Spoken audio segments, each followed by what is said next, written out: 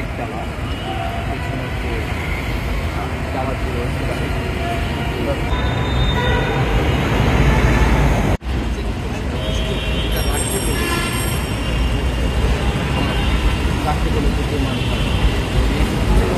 দেখছিলেন র্যাবের পক্ষ থেকে যে তল্লাশি অভিযান সেটি পরিচালনা করা হচ্ছে এবং এই সড়ক দিয়ে যারা যাতায়াত করছেন সেই সকল যানবাহন কিন্তু আটকানো হচ্ছে এবং সেগুলোতে ব্যাপক তল্লাশি করা হচ্ছে। কোনো ধরনের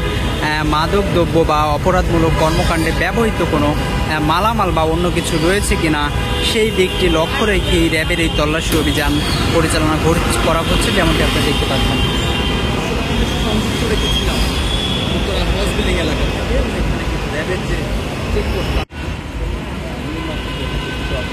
তল্লাশি করা হবে। জানাচ্ছিলাম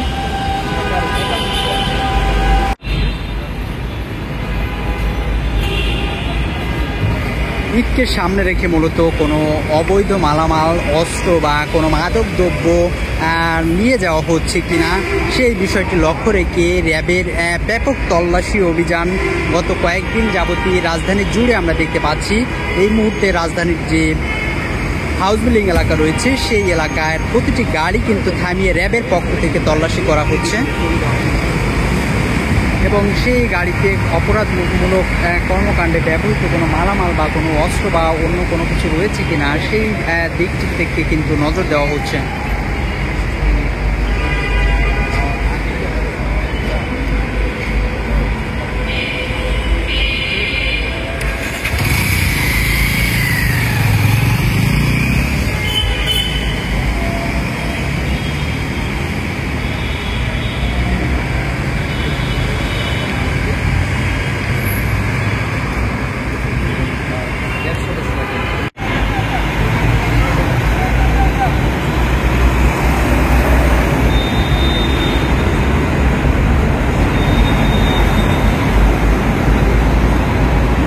দেখছিলেন রাজধানীতে যে উত্তরার হাউস বিল্ডিং এলাকা রয়েছে সেই এলাকায় র্যাবের পক্ষ থেকে তল্লাশি অভিযান পরিচালনা করা হচ্ছে এবং ঈদকে সামনে রেখে এই তল্লাশি অভিযানকে জোরদার করা হয়েছে। এই সড়ক দিয়ে কোনো অবৈধ মালামাল বা চুরি ছিনতাই রোধে যে সকল